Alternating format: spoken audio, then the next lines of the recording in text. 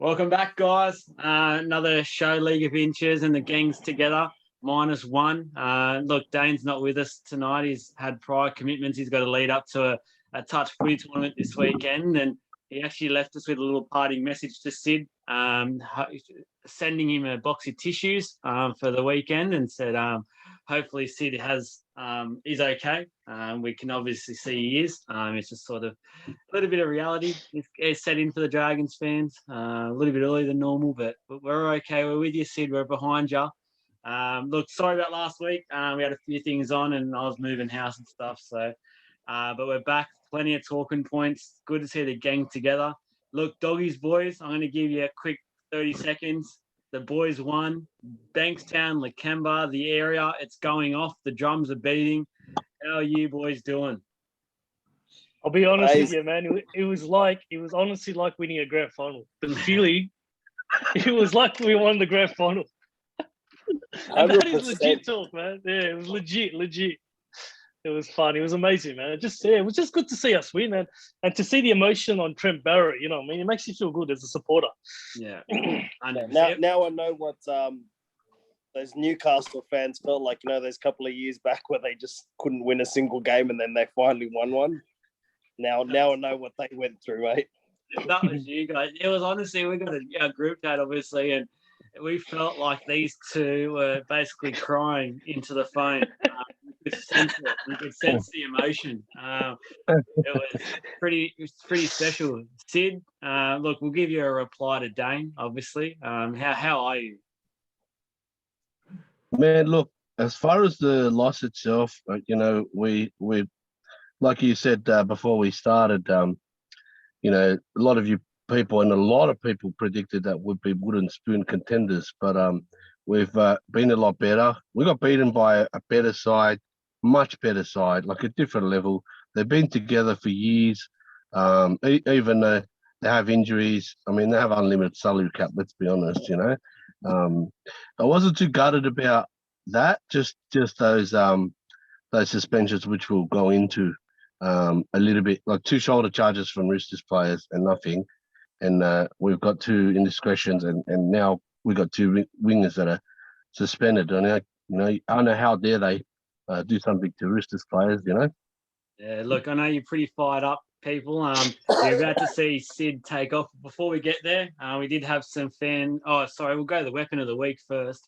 I just wanted to shout out for the round of just the Anzac Day. Obviously, it was throughout the whole round. Obviously, Sunday was a special day, and I just thought every year I think it's phenomenal how the NRL actually do it. Hats off to them. I know we give them pretty much crap for a lot of stuff they do in the game, but I think they get this right. It's a really good mixture between respect and the games, and I think the jerseys were really good this year. There's normally some questionable ones, but they were all pretty good for the teams that got involved. And just the hats off overall to everyone. The scenes on Sunday, especially at SCG, a local ground that's been involved with the game since the start. It was just phenomenal to see, and it got goosebumps on the back of the neck, even if you weren't a Dragons or a Roosters fan. But we've got plenty to get into. I'll start off. We've got some fan questions come through via Insta, and the first one I'll get a comment from each of you.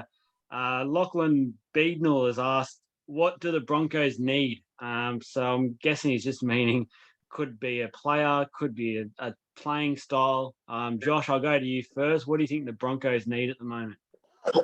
Man, honest to God, I can't even answer that question. Like, I don't even know. Yeah. Like, I even see their team on paper, and I think to myself, this is actually a good team on paper.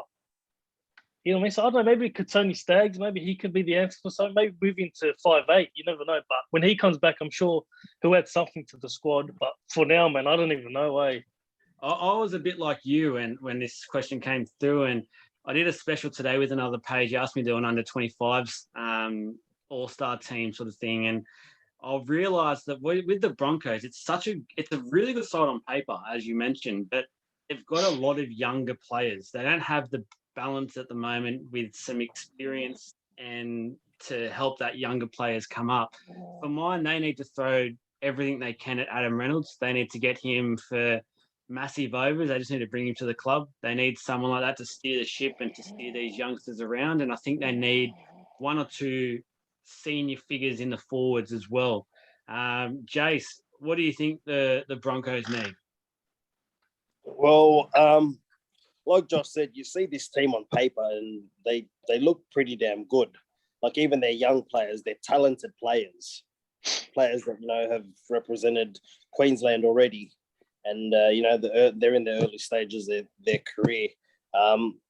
Honestly, yes, they do need another half, whether it's Adam Reynolds or, hate to say it for your sake, Joel, Mitchell Moses, whichever one they do, they do just need an out and out half, and be able to let Milford just play a running game more than anything. But I think most of all, I think they need a new style, new game plan, because the game plan that they're trying at the moment just isn't working. To be honest with you, they have those games where they just lose or they absolutely get walloped. So, and they got the cattle to do it. They just need a new game plan, I feel. That's the thing. That 2 weeks ago, they brought it to Penrith. They matched the competition heavyweights for about 55, 60 minutes of that game. And they just last week came out against us. I don't know what it is with us, but they just hate playing us. And they just looked nothing like that. I was actually worried about the game. I thought Broncos had a chance. And we just, from the get-go, they dropped the ball off forward passes, I think, and that was it. But Sid, and I know people think Phil Gould's the deep thinker of the game, but I think you take the cake. Give us your wise words. What do the Broncos need? Unfortunately, what they need, they already had. They had Fafita, they let him go. On my opinion, I think I still say you could build a club around him and win a couple of premierships. Throughout his career, he's that good. We're starting to see that now. People thought I was, calm down sort of thing. But he's one of them. The other one was definitely Bennett. Way back in 2018, he approached the board and he said, look, we've got a squad, a crop of young blokes that you could have a golden age of talent. So what they do, they go and sign Mr. Attitude, Seabolt. And then they tell Bennett, no, don't worry about your last year, you can go to South, and then they swapped, and then the rest is history. What they needed, they had. And in my opinion, they're getting everything they deserve. They're reaping whatever the byproducts of their decisions, their bad decisions. That I think the CEO Paul White, mate, he just keeps stuffing up and bad luck. Oh well.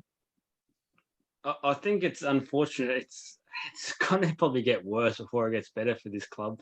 There's rumours about Staggs, who still hasn't re-signed, and who knows what's going to happen. But another question's come in from Rahul Kuhl, a fan again on Insta, and he's asked, can the Raiders fix up what's going on at the moment? So obviously a Raiders fan, a bit worried with a few losses in a row now, and they're up against South on the weekends. There could be another. Jace, what do you think's going on at the Raiders at the moment? I think they can fix it. Look, they're still sitting there in the top 8. It's a long season. It's 25 rounds. What's it, round 8 now? There's still plenty of time to fix it. They're sitting in a good spot. And, a lot of the time you don't want to peak too early, but obviously you don't want to fall behind. So as long as they get it right in those last, 5 or 6 rounds and get a good roll into the finals, I think they're going to be able to do that. They usually do that every year. They have a strong run into the finals. But I think for them, mate, they're another one sort of like the Broncos. They got everything on paper, but it's just not coming together on the field at the moment. But when it does, a lot of sides are going to have to be wary of them. Yeah, I 100% agree there. Sid, what do you think? How do you see the Raiders at the moment? Yeah, well, I'm gonna put the microscope on Ricky Stewart here, and I'm not gonna say he's crap or should be sacked or whatever, but something that springs to mind is I feel like he's a 3-year coach. I know he's been there 4 years now, but he's one of those coaches that demands so much of their players that usually they have a real high peak, which we saw the last 2 years, and then they just drop off the face of the planet. The example would be the Sharks. Ricky Stewart had him. He nearly took them to their first premiership, and then this is obviously a while ago, and then they just fell off. Then he did a similar thing at Roosters. I think they won it, and then they came last, and then that's when Robertson came in. One year they came last, and I don't recall exactly about the Parramatta stint, but it wasn't that great either. When he was at Parramatta, wasn't he? Yeah, As well? Yeah. 1 year cleaned out the joint and left. Far out. Took the money and ran. Well, my point being that I feel like they're looking a little bit stale. I use the pun. The game plan looks a little bit primitive. I found early in the year a lot of their tries are crash over tries from forwards or whatever, or dummy half, whatever, which tells me that they're not connecting with each other. There's not a series of passes to score. Not many at all. And even last week when they scored a few tries, they got over 20 points. They still lost to Cowboys, Yeah. And Cowboys didn't have the best defense. A lot of teams are scoring on them. So I just feel like they're getting a little bit stale, both on their effort-based game plan and their combinations and that something going on. Yeah, I think you're right there, and I was going to mention the Ricky thing as well. I think when you ask so much of your players, it sort of gets to a point where they get too fatigued and it starts to get to them mentally and physically. The body can't go up with it. But the point I also think about the Raiders is I was massive about them at the start of the year. I still think they will be thereabouts. I think they're a little bit off the pace at the moment, though. I think they've actually got a little. I don't know if it's crazy to say, but I think they have too much depth. I think it's their downfall because they've got so many strong, especially in the forwards. They can't get a consistent roll on with who's their best 17 each week, and they're sort of changing it up all the time, and players are coming in and out to try and find out what their best 17 is. Where if you look at teams like the Panthers, Storm, Roosters, they know who their best 17 is week in, week out, and it's up to the outside players to somehow push their way in. And for mine, the Raiders have too many players that are about the same ability in their squad, and I think that's probably having a bit of a negative effect to their side overall. Josh, can you have too much depth, and is that one of their issues? It is, but at the same time, man, you look at their players. You look at Jack Warden. You look at Papali's been played. He's been off. Hodgson's been off. Rapana's been all right. Once these guys start firing again, they'll be a good side again, man. And just got to fix up their defense as well. Letting Cowboys come back from behind and win like that, that's pretty bad. Yeah. You're up by 18 points against the Cowboys. Yeah. They just fix up their defense, man. That's 2 games I've lost like that. Once against the Warriors and once now against the Cowboys. So they fixed that up, man. That's 4 points for them. They just got to fix up little things. They'll be all right, man. Just give them time. And we'll get the tips a bit later on, but this is almost like a mini grand final from this week against South, who have been a good side at home. It's pretty much must-win territory because you don't want to go three losses in a row. That's not going to be good. But we've got 2 more quick ones for the fans. We've got, boys, who do you reckon will get the spoon? We're at 7 rounds in now. Who do you reckon, what team will get the spoon? Because it seems like everyone's had their wins now. A little bit of form kicking in. I actually find it's pretty hard to pick. So, Josh, who's your wooden spooners? Can I even say this out loud? I might whisper it, eh? The Bulldogs. Oh, Sid. Well, I was going to say we should refer back to our original predictions before the season start. I think all 3 of you picked the Dragons. Yeah, I picked the Dragons. Yeah, I picked the Cowboys, but I've seen a steady improvement, and I think it'll be the Broncos are in serious danger of going back to back. They are just horrendous, and when they play well, like even when Payne Haas punches it up the middle and makes a 20-30 meter hit up and quick play the ball, and then they spread it and then they just drop it or something happens. They're just, oh man, they're so bad. I think Broncos are a real danger. I'm the Broncos as well, and I think the fact that they're like similar to what we just said about the Raiders is their halves. They haven't had the same halves for 2 weeks now, and it just kills the side. You look at the top sides; they have consistency in their spine and things like that. The Broncos are swapping and changing every week, which can't be a great thing. Jace, who's your wooden spooners? At the moment, honestly, on form, just picking on form, I'm gonna have to say I reckon the Tigers are gonna slip from here. They look like they're in a bit of trouble, and there's a lot of rumors behind the scenes that a few of the board members might be getting the axe as well. So, mate, like when it comes to Broncos as well, like it's like a tied race for the wooden spoon between those two. But like the Broncos, I feel like Sid said with their halves, mate, like they've dropped Tom Dearden just because he's signed with the Cowboys. Like this guy's a great player. Even if he's going next year, why wouldn't you just use him this year to help your team get out of it? So, but for me, I'm going to have to go, Tigers. Yeah, it's an interesting one. It's one that I want to get into probably next week is a question that why do teams always look for next year? They've got to be playing this year. It's all about this season. It's only early on. But look, last one is from Seth Drag.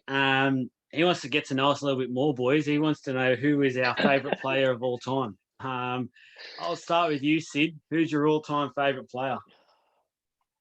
Oh, man.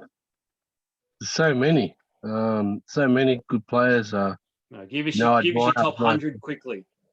Well, Ian, we'll go Ian Heron right here. Ian Heron, Scott Minto. The old one iron. We're going to run out of what's it called, Zoom minutes. No, look, it has to be a number 13. I'd say. I know he was only with us for a short period. Jeremy Smith. Wow. He's amazing. He's a perfect hybrid of a rugby league player. Big enough to take on the big men, but mobile enough to take on the edge forwards or the quicker guys. He could take anyone down. Everyone was scared to fight him because he had a rumor he had a UFC background and MMA background, I should say, and he was just a complete player. Half Australian, half New Zealand. You don't get much better than that. The natural strength of a New Zealander and the endurance of an Australian. It was just perfect player, Jeremy Smith. And you look like him as well. Jason. I'm surprised Sid didn't say Cameron Smith because we know he's got a soft spot for hookers. I'm surprised he didn't say Mary McGregor. For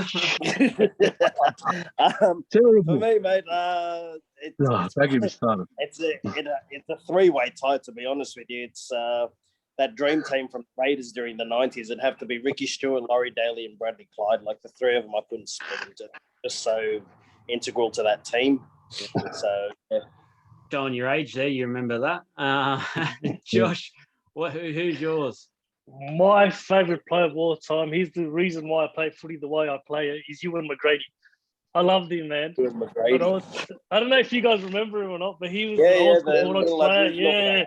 He's my favourite player, man. He's the reason why I love playing footy, man. Ewan McGrady. Tell us a little bit about him. Well, he won he played in the early 90s, played fullback. He played 5'8", very quick. He won before the Dally M, what was it, Rothman medal? What was that medal? He won the Dally M, but didn't show up to accept his award. Oh, did he play partying, was he? Yeah, it was partying. Yeah. He had a pretty decent moustache as well. Yeah, he had a mullet, he had a moustache. No, Yeah, man, he was my favourite player. I don't know if you guys remember him or not. That's a complete player, Sid. Mullet and moustache. True. That's I was like, Jace, I couldn't split him. I got two. I got Hindy as one of them. I just think he was a workhorse for the club and controversially at the moment, I guess. But I guess on the field, he was an absolute freak and did things I've never seen done before. Is Haynes. So, look, don't support what has obviously happened off the field with him, but on the field is what I was following at the time, and he was an absolute freak. But let's get into our set of six. I know Sid's firing up. You got his steam coming out of his head. We're going to go to play one. And first of all, I want to ask one question, and then we're going to get into a bit of what Sid wants to talk about with this. Is everyone saw the Pereira hit? Was it a sin bin? Was it a send-off? Or should it have been nothing? Play on, off we go. Josh, you go. Send-off. Send-off, 100% send-off. Yeah. Jace? Look, the problem at the moment is, it should have been a send-off, but there's just no bloody consistency with the NRL. Like you saw Jack Hetherington the other week, like, yeah, his was high. There was no real force in it. He just sort of left out a lazy arm, and Valentine Holmes, being as quick as he is, just took off and just clicked the arm. Whereas you look at Pereira's, in his defense, he sort of looked away at the last second, but there was still a swinging arm there. There was proper force behind that. There should have been a send-off. Put it this way, Jace. Valentine Holmes played the whole game after that. Yeah. There was no HI. It was nothing. Tedesco didn't play the game. You know what I mean? He got ruled out. It's not fair in that sense. Yeah, it should have been a send-off, I feel. And that part of it we're going to go to at play 2 is the fairness and what it should be the right penalty. But for this incident, this situation, I personally thought it should have been a send-off as well. I thought it was a clear-cut send-off. I thought, yes, even though Tedesco was falling, he still had a swinging arm connected to the head, unfortunately. That's the danger of coming in that way. Look, Sid, you've got the floor now. I'll give you 1 or 2 minutes. We can't go too far into this, but first of all, what should have happened to it, and then carry on with what you would like to talk about. Look, I initially, if it's that sort of high tackle, I'm going to be fair dinkum. I would have said it was a send-off, but Tedesco, he's always slipping like that when he passes because he can't pass. I know what's wrong with him. He's a great runner. When he comes to pass, he always bends his knees and wants to go down on the floor. But the part that was bad and why I think suspension and 10 in the bin was warranted is because I felt like that Pereira had a little bit of frustration and he didn't pull out. You know what I mean? You can pull out of those. And I felt like he could have and he didn't. But he was just looking to put a shot on. But Tedesco's head is here. It's very hard not to hit him high. Okay, so I don't think it's quite send-off. I think they got that one right, but we're going to talk about the other one. Just one thing I will add to what Jason said about the Hetherington thing. NRL, one thing you got to understand, they always judge things on how it looks on TV. Because the first thing they think, mums are going to take their kids out of footy and they're going to put them in AFL soccer, So that one, because it was a old school coat hanger and his legs came out, that was a send-off. And then they're going to rub him out. And I think they go off previous offences as well. You see a guy like Jack Evans, who's always aggressive, always plays with his heart on his sleeve and does, commit fouls. Treads the line. Quite he often. treads the line. Which it shouldn't be how it is. It should be whatever the history of the player. No, whatever. It's about what has happened, and that's the situation. And whether or not a player has three offences last year, that shouldn't impact what happens this year. For mine, anyway, I don't think that should be a fair way of doing it. And the argument of they're trying to protect the younger kids and appeal to the mums out there, that's not up to the NRL. And I heard a good thing said about it today was the NRL is a professional sport. Now, mums and kids watch WWE, let's say. They get told at the start, don't try this at home, all this sort of stuff. It's not on them. It's the same thing with the NRL. The NRL is a professional sport. They should not be trying to be exactly the same as the players that are out there doing what they do. That's why things like the shoulder charge and that should only be done by professionals who actually know how to do it and pull it off safely and in a manner that can be done safely, which obviously in the juniors they can't do that. So ban the shoulder charge in the juniors and everything. But for mine in the NRL and stuff, those sorts of tackles should still be in there because they're all professionals. They train 2-3 times a day and they get paid accordingly to do so. Now, Sid, there's obviously a second part to this number one, and it's the Ravalawa hit. You aren't too happy with the suspension, I think, for him. Why is that? Okay, so Ravalawa bends down. So he bends down. He goes low and he hits the shoulder into the stomach of the player. The whole point of ruling out the shoulder charge is because there's danger of whiplash and being hit in the head. The other thing is to look at it is if Ravalawa does exactly the same thing, I'm just going to obviously, because the phone is very close, if he does anything like this, even if his hand's down beside him, if he does like this, the guy, he tried to get his arm around. Beautiful. All he had to do was do this, and then that's it. So the difference between this and this is 3 weeks. That's what he did. But like you watch the replay from behind Morris, and you'll see his left arm come up. Obviously, his right arm can't come up because he's hit Morris side on. Like honestly, it's not like he hit him with the complete side of his of bicep like you would in a normal shoulder charge. Like I honestly think that was a load of crap. The Pereira one, yes, justified. Ravalawa's one, I don't think that shouldn't have even been a penalty, to be honest with you. Well, yeah, and I know we're not talking about it, but Takiyaho did a shoulder charge, nothing, and Crichton smashed the living daylights out of Clune, and nothing, not even a penalty. So again, I really rate what I said at the top of the show. I'm not annoyed about the loss. They're a quality team. They've been doing it for years. They've got the best coach, unlimited salary cap. That'll probably own half the NRL. But just those things are a bit annoying. You want to sanitize the game. Fair play for everyone.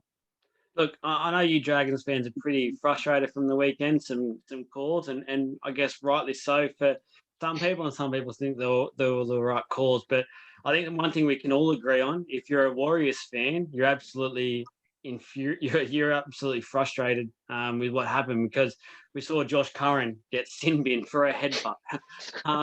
They were both accidental head clash, and it was a sin bin, and he has to go to the judiciary and fight a 1-week suspension. Now, we don't want to harp on about this for the whole show, but might as well knock someone's teeth out. You're going to get the same thing anyways. I don't know what the hell is. I think we can all agree that that's an absolute G up. The fact that he even has to go to the judiciary is a joke, and the fact that it even went upstairs. I don't mind if the referee on the field thought initially, yep, okay, sin bin. Once they had to look upstairs, go, no, it's a head clash. They let him stay on the field. It's all good. But the fact that they looked at it upstairs, come back down, and you could tell Chechen was like, oh, I don't think this is the right thing to do here, but I've been told to do it.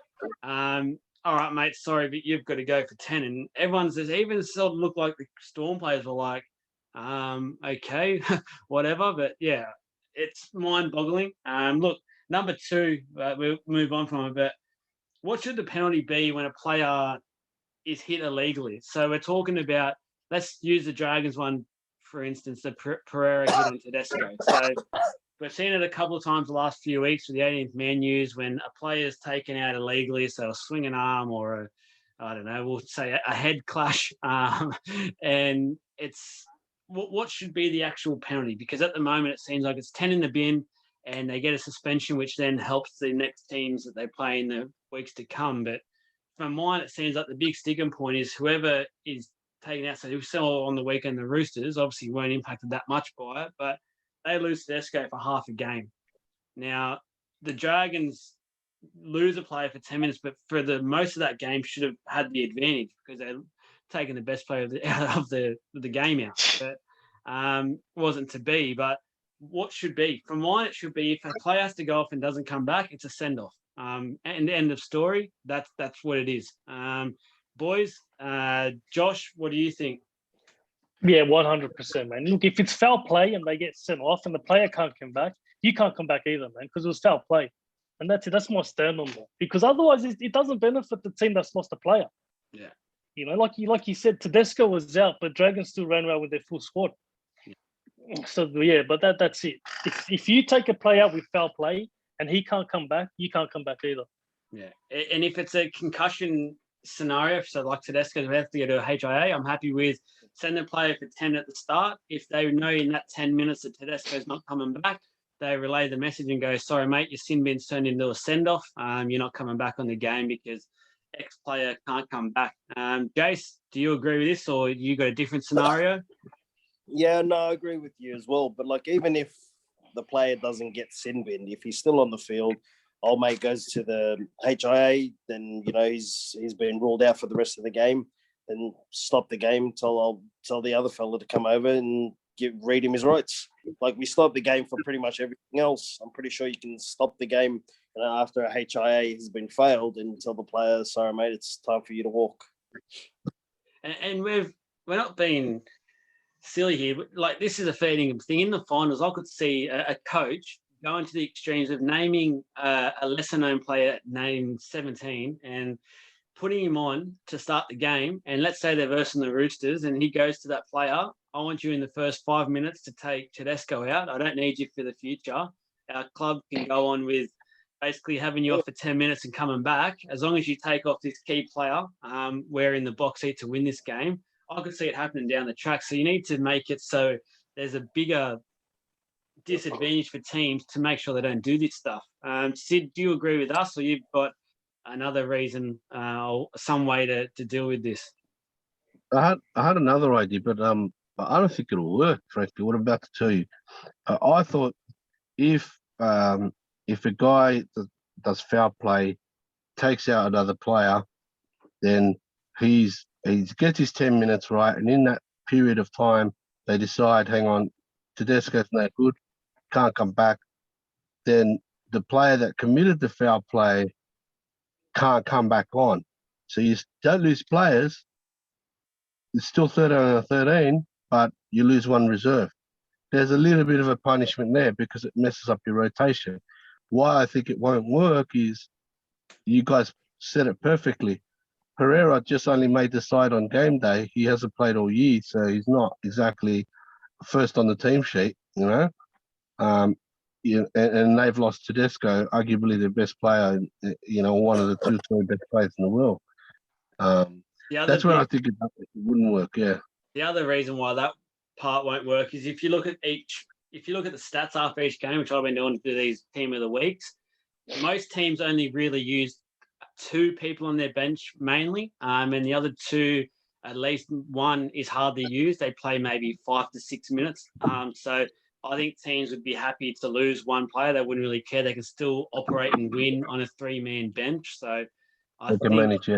Yeah, and I think we're not saying no suspensions either. I think afterwards they get the suspension, but we're just saying on the field at the time, the player needs to obviously get sent off, and that the team that has copped the injury has to get some sort of advantage. But look, play 3. Let's talk about something a bit positive here. The Penrith Panthers. For mine, it's been phenomenal because I was one of them. I put my hand up and I said at the start of the year, they'll slip back and they'll probably finish 5th or 6th. And I think the loss of some key experience at Tamo, Tedavano, they had another centre winger out as well, but Alfaro, some too much experience is gone. And Josh Mansour.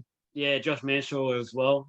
Too much experience, and that's too much for them. They won't be able to do this. But these kids, and yes, there's cockiness, there's confidence, there's everything, but they're just playing league the way it should be played for mine. They're always on the ball. You see someone's got the ball, they've always got 2 or 3 players next to them wanting the ball. It's phenomenal to watch. I love watching them play. Jace, how do you find the Panthers at the moment? Mate, it's like I said, right. It's hard. Like you look across the rest of the NRL and you look at these teams, and you know they've already played, you know, a couple of top 4 teams, and beaten them. So you look at the rest of the comp and you struggle to find someone that's going to beat them. They got a good mix of the old heads to keep them level-headed, and then they got a good mix of young, talented, you know, fresh kids. So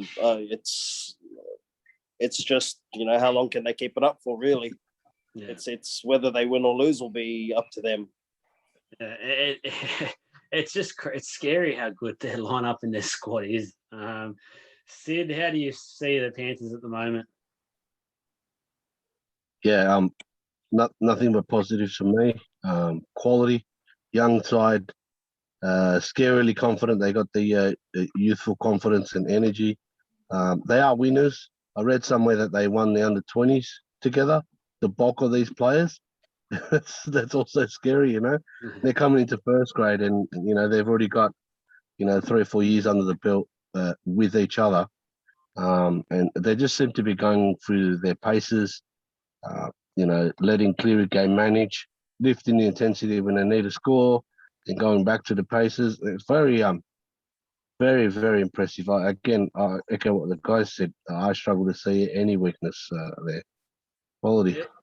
They're the second youngest squad in the NRL. They're on a 22-game regular season winning streak. It is just when you think about the numbers, it is actually ridiculous. And Josh, I think you're laughing just because it is so crazy. Like to think about it. It's just man, it is. It's crazy. But to be honest, I love watching them play. Yeah, it's one team I'm always up for watching. You know, if no one knows rugby league, I'll tell them go watch Penrith play. You know, just go watch them play. They're just attacking, the flair, the defense, everything about them is mad to watch. I love watching them. Bulldogs. It's honest truth, but it's the honest truth. They're the opposite of the Dogs. Yeah. You know, they look like they can score from any play, any tackle. They look like they can score. And each week it is impossible to pick a man of the match because they've had about 6, 7, 8, 9 bloody good players that have all deserved it. And it's either James Harris leading from the front or you're Capel on the edge, and you can just go through the whole lineup. You've got the halves. For mine, Luai is an underrated almost player of the year at the moment. He's just phenomenal. Everything is they got Coruscant back this week, so that's the thing. Full-time half is back, and they've been doing this whole time without him. So and that's what people are saying. Starting to say, "Oh, but Origin time will come and they'll get bit on the arse by Origin." But mate, look at their reserve side. They've actually got some really good depth.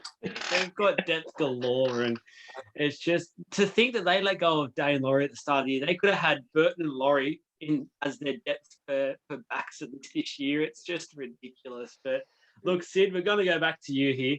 Number 4, the Dragons. Look, we always like to pay you out, and you do it jokingly, but a lot of the time it's a bit of fun, and we like to give it to you. But the Dragons lost their first game, won 4 in a row. They've now lost 2 in a row, and they don't look great. It's got to be said. It's a pretty average couple of performances. After beating the Eels, and everyone was saying, "Oh, look at this top 4 side." What happened on the weekend? Because for me, I'd say a little bit of old ways crept into this team for the first time I've seen this year. A little bit of old ways, which you can't lose overnight, but a little bit of an eye-opener. And I also want to know why he changed so much of the lineup, because the way I look at it, the lineup was going so well, and he's all of a sudden done a lot of changes. I know, say, Hunt was out, but he was out the week before, but all of a sudden all these changes like Bird to 5'8" and Clune back to the bench and all this sort of stuff. So can you explain to the viewers what has happened? Okay, so with the wins, let's just take a step back and we'll dissect them because you had a very long question. And with the wins, yeah, you're just as baffled as all of us, don't worry. With the wins, it was very, very high effort, high intensity style play, tackling with numbers. Really, really pushed themselves to the limit, and that was my worry when that happened. I thought, hang on, can they maintain this for 26 rounds? Plus, the interruption of the rep season and all that sort of thing. And then you saw that dip against the Warriors, and then obviously, outclassed against the Roosters. As far as the changes, my understanding is that from the information that I received is that they trained all week with Hunt, and they had the game plan set. They had the pieces of the puzzle in position, and then at the last minute they said, you know what, we better not risk it. Hunt was trying to brave it out, but he still had pain, and they thought, it's not finals, let's not risk it. It's a type of injury that can be like a stress fracture. In other words, you can re-crack it. Let's give him another rest, and the reason that Clune got put to the bench was, the theory was, against the Warriors, they scored 3 tries running straight through him. 2 of them were actual tries, and the other one was, inside to someone else who scored after they went straight through him. So there's a bit of liability in defence. He's a lightweight. So they thought, put Jack Bird in there. He's angry, he's strong. Just for the early exchanges, and obviously things panned out where by the time Clune got out there, the game was lost.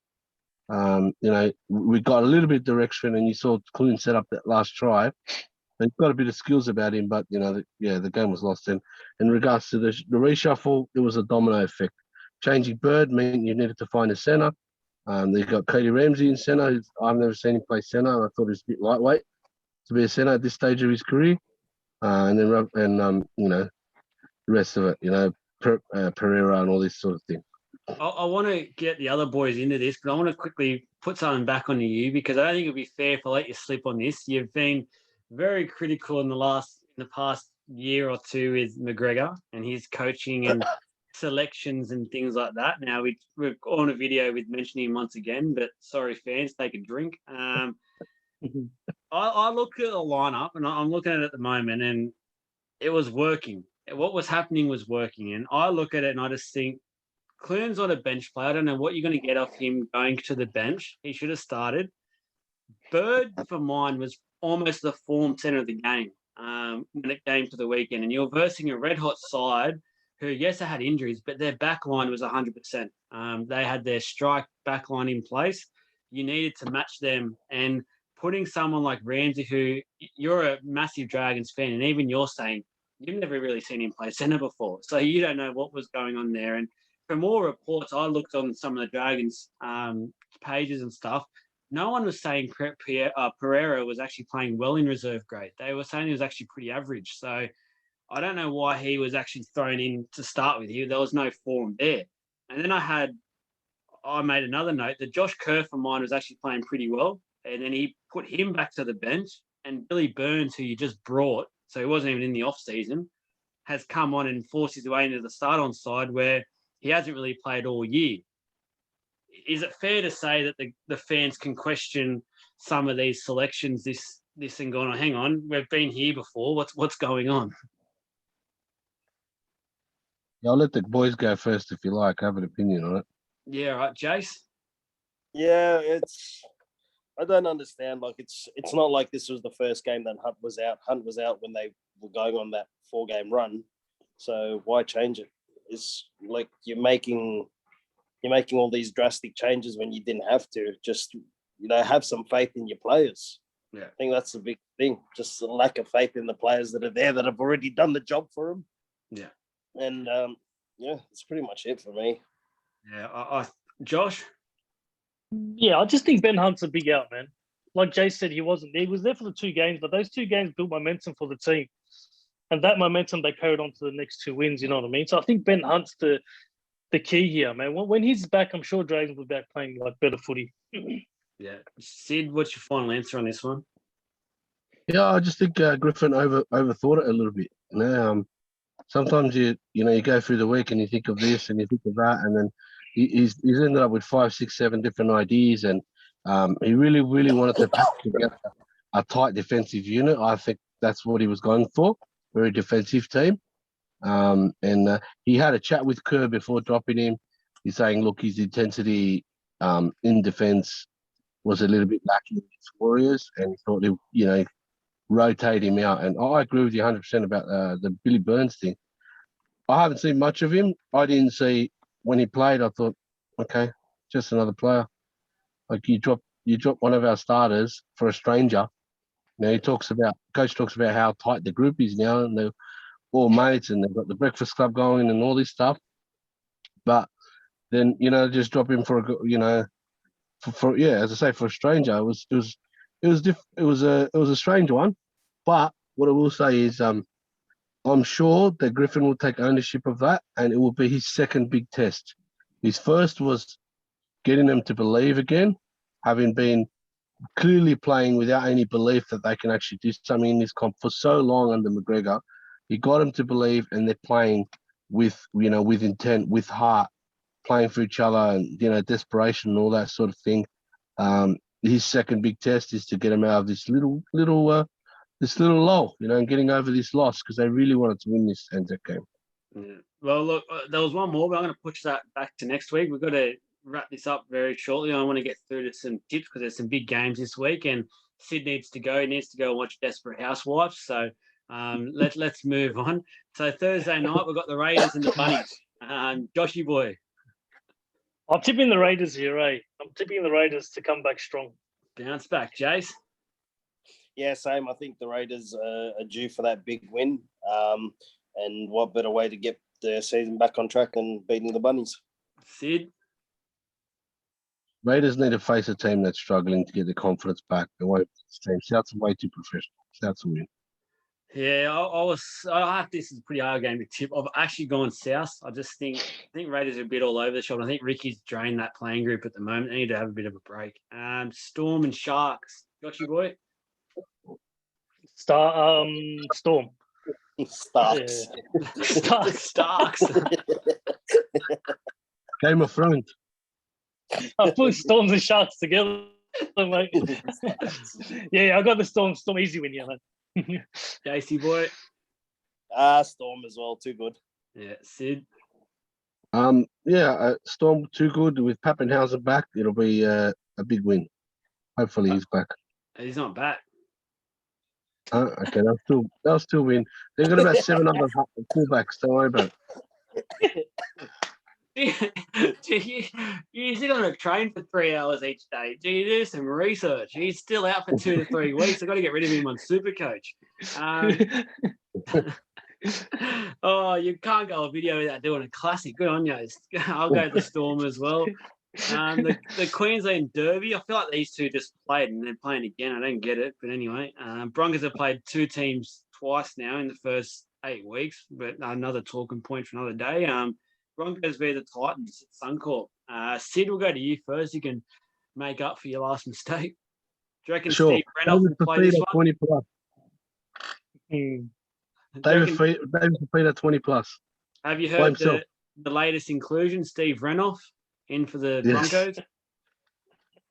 Well, I wouldn't surprise me if Kevy wants to get his boots on. He's that frustrated with his team. Captain coach. Kevy. Sorry, who's your tip? David Fafita 20 plus by himself. I told you. Jeez, Jace. Yeah, I'm going to go Titans. Didn't these guys play like 2 weeks ago? That's what I said. The Broncos have played Para twice and the Titans twice in the first 8 weeks. I don't get it. Raiders and Souths played each other already as well, haven't they? That's the no. Look at your eyes. Are you looking into the sun or something?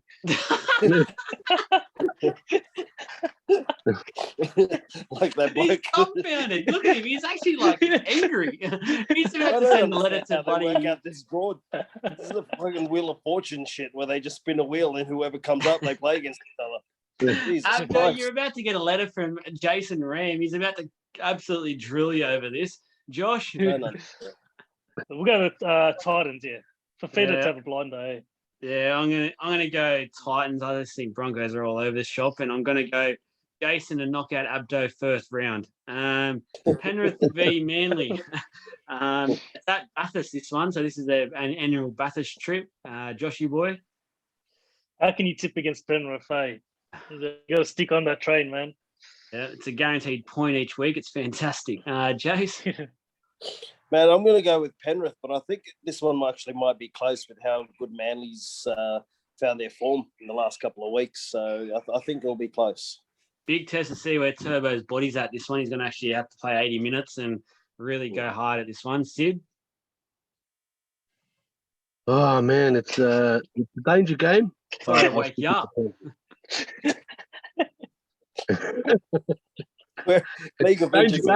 I'll go with the Panthers.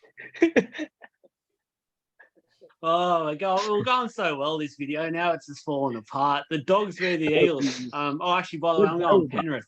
We got the mighty League of Inches clash. We almost get one a week at the moment. It's great. Doggies versus the Eels. Boys, you sticking with your hearts or what?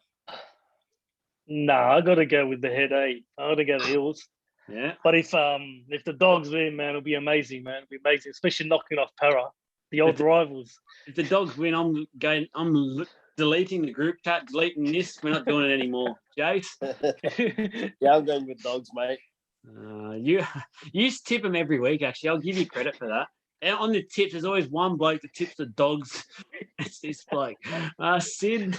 What's he coming? Last? Third last. I lose a point every week because of them. Last week I didn't tip them and they won. He hasn't used his joke around though, so he's got to do that first. He'll come back up. Sid? Yeah, Parramatta recently struggled with the Dogs, but I think they're too good across the park. They'll do a number on them, fortunately. Dogs will go back to their usual ways. I hope you're right. Knights and Roosters. This is a Interesting one, I think. Sid? Up at Newcastle. Maybe this might be the danger game. No. I think Roosters got too much for him. Roosters will win. I think. Is Teddy playing with the genius, Mr. Sideline Eye? Well, have you done your research? They've named him, but he's got to. I don't reckon he'll play. I reckon they're going to rest him, and I reckon Sawali's going to debut here. This is my League of Inches exclusive. I reckon Sawali gets a game. Jace? Yeah, Roosters, I think they're going to be too good. Sorry to keep you awake as well, Josh. Yeah. Roosters will get it done. But no, it's my fire, man. They're struggling at home, but I reckon Roosters will win. Yeah, I think if Sawali does come in, it's just that young blood. And we're seeing with Penrith and that this young brigade just bring energy in. I think that's what the Roosters need at the moment. Warriors, Cowboys at Central Coast. Joshy boy? I'm tipping the Warriors here, eh?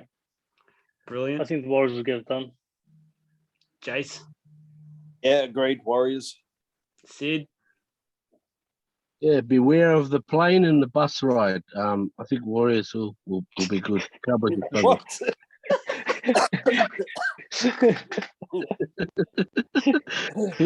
It's when a team fight, and then they've got to catch a bus. Can you say that again, please? My mind is like, what? Sounds like you were talking in your sleep and you joined the chat halfway through. Beware of the plane and the bus ride. It's when Who's on a plane and a bus ride? Because where are they playing again, geniuses? Central Coast. There you go. They're going to catch a bus there. Who? The Warriors? No, the Cowboys. They're going to struggle. Oh, okay. Thank you. Thanks for that. Yeah, Beware of the. I'm not touching a Pinot cruise ship down there, so that's all right. I'll give the trouble Warriors. The Warriors are going to start fast. Cowboys. And the last, I don't even know where to go with that. I'm going to go the Warriors. Dragons versus the Tigers. Here we go. Big test. Both teams just need to win here. Sid? Man, I think it's a danger game. I actually think Tigers are going to win this one, even with Hunt back. You know, we're a little bit running thin on outside backs. I think the Tigers deserve something. They've played well recently. I'm going to go with Tigers, actually. Wow. Jace? No, I don't think the Tigers, mate. I think they've got too much happening behind the scenes, and you know, there's just too much turmoil there. I'm going to go with Dragons, unfortunately. Yeah, I'm going to screenshot this little bit, Sid, and I'm going to send it to all the Dragons pages that you didn't tip. Josh? Yeah, I want to take the Dragons here. Hunt being back, I reckon they'll find structure again. It's the Dragons. I'm going to start off with my big predictions here. I'm going to predict Dragons with a big win. Madge will get sacked next week. Is my prediction what will happen here. Boys, let's finish this with a big prediction each. Sid? Come back to me because I got something on that. Yeah. All right, Josh? Big predictions, man. You just took my one, eh? Madge Maguire getting the sack. I was thinking this week, man. Oh, you reckon you won't make it till? Yeah, I don't reckon the rumors that are going around, man. Look, they're fishing somewhere else. Yeah. So we'll see. Yeah, they'll probably give you one more game. All right. Well, you're going to sack in this week. That'd be massive, Jace. Mate, I'm going to say Madge to keep his job, but Tigers CEO Justin Pascoe to lose his. He's been there through the last 6 coaches, mate, and I don't think the coach is the problem, to be honest with you. Yeah, I've got to sort of agree with that. I just think it's the way that they've gone. Unfortunately, as a club, they keep blaming the coach. Sid, give us your last wisdom. Oh yeah, okay. I've got a bold prediction for you. I think there'll be 2 teams that will score over 40 points. There's going to be 2 massive blowouts this week. Are you prepared to say which teams? Yeah. Here we go. I knew he wanted to. Here we go. Go. The Eels. The Eels and the Tigers. Who's playing the Broncos? Oh, the Titans. Titans. Yeah. Eels and Titans. Tigers. Tigers. Eels and the Tigers. Oh, boys. 40 plus. We started so well in this video, and it's sort of gone gone a little bit downhill. Sid, sorry to keep you. Go and enjoy your Desperate Housewives. Hopefully the Dragons. I'm gonna go watch Walking Dead. Oh yeah, okay. Well, I think the Dragons' performances have been a bit like that on Sunday. There's less makeup in that than in Desperate Housewives, though. Oh, yeah, the Dragons were playing like that on the weekend. They were a bit Walking Dead. But all right, boys. Good luck to the Dogs. Oh, guys. Go the Eels. And thanks, boys and girls, for tuning in, and all the viewers out there. We love you all. Love yous all. Love yous all.